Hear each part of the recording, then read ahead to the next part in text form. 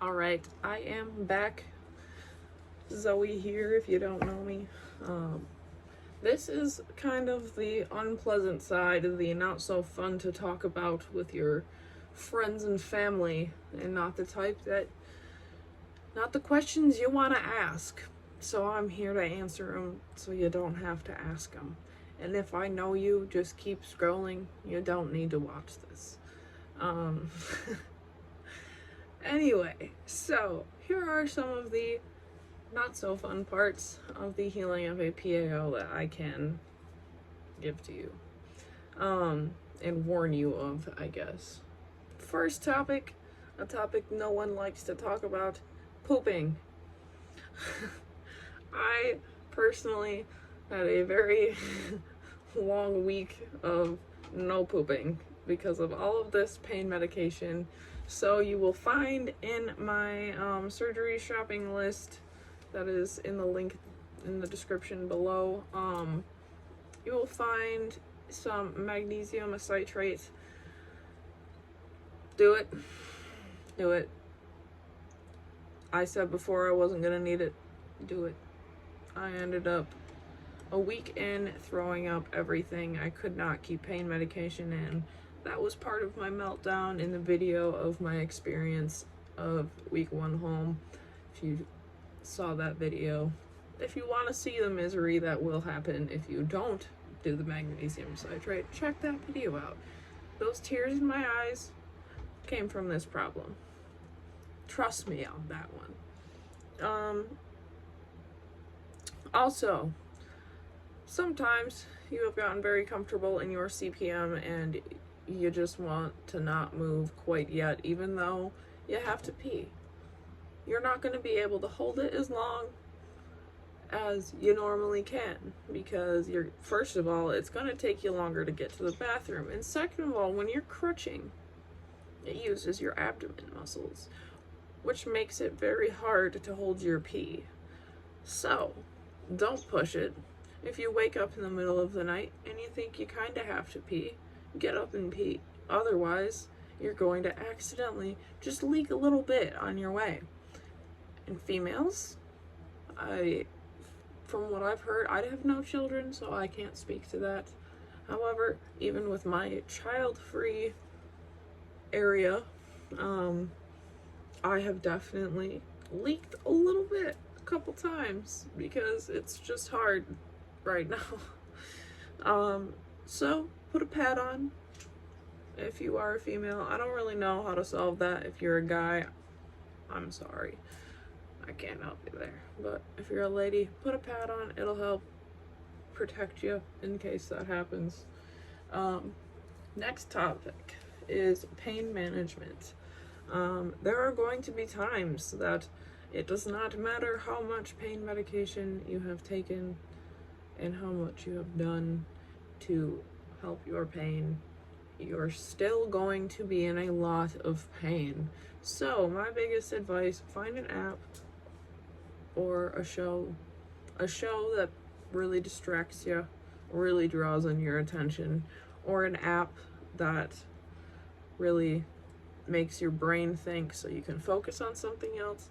And if you, like me, are in a medical or recreational marijuana state, I highly recommend giving it a try if you have not already. I am in a fully legal state, so I have been able to kind of rely on more THC, CBD than pain medication over that's prescribed pharmaceuticals, if you will, and that has been great. However, if you choose to go that route, be very careful within your first week because coughing is not only going to hurt, but it is not the most safe thing to do because you do risk having a hernia. Not so much because of where most of the incisions are, so it isn't as big of a worry, but it is definitely still a concern. You don't want a hernia. No one wants a hernia. No one is gonna be happy if they give themselves a hernia because they just wanted a little, So, careful with that one, however, but I also highly recommend it. Eating it is probably your best bet. That has been how I have been sleeping through the night. That is my nighttime reward for making it through the day. Also, another thing from the pain medication is, at least with my experience, is I get very itchy, and even just the incision itself, as it starts to heal, gets very itchy. So, of course, talk to your doctor before, but I keep Benadryl on hand. It does definitely make me want to take a lot of naps, which is not super encouraged. But you gotta do what you gotta do. Excuse me, I'm so sorry.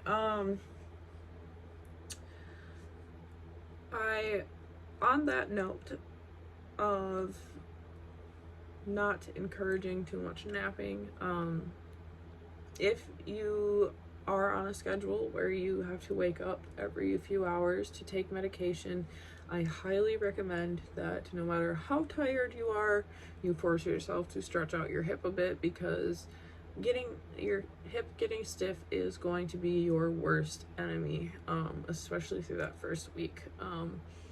So the pain is fine until your hip gets crazy stiff, and at that point, good luck, because you're gonna be in a world of hurt. So keep your hip moving around. If you have a CPM machine, use it. However, every hour or so, hour to 2 hours, get out of it, even if it's just to get up just a little bit, because while it will be stretching your hip out because your hip's gonna be moving like this a lot. However, it's never going to fully extend down like this because it has to be propped up on that machine. So while you are going to be working a lot of these muscles, once you go to straighten your leg all the way out, or God forbid you go to walk and your leg has to go back, it's going to hurt like none other. So every once in a while, just make sure that you stretch it the opposite way, that your CPM, just so that you are getting an even stretch and not getting too much tightness in the front. I was getting a lot of super bad muscle spasms in the front when I would stay in my quad, and excuse me, these hiccups are going to make me go insane. I was getting a lot of muscle twitching in my quad and groin, and it was very hard to get under control once it started to get really bad. Don't mind me while I lift my leg. But that has slowed down a lot now that we are this far out, 8 days. I'd say the twitching started to slow down at day 6, I think, was about when that started to chill out.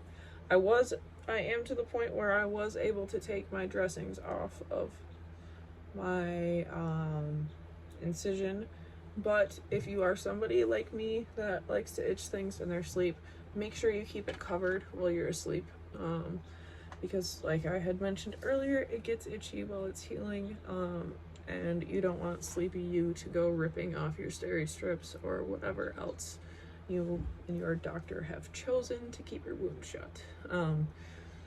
We don't want to be opening incisions here.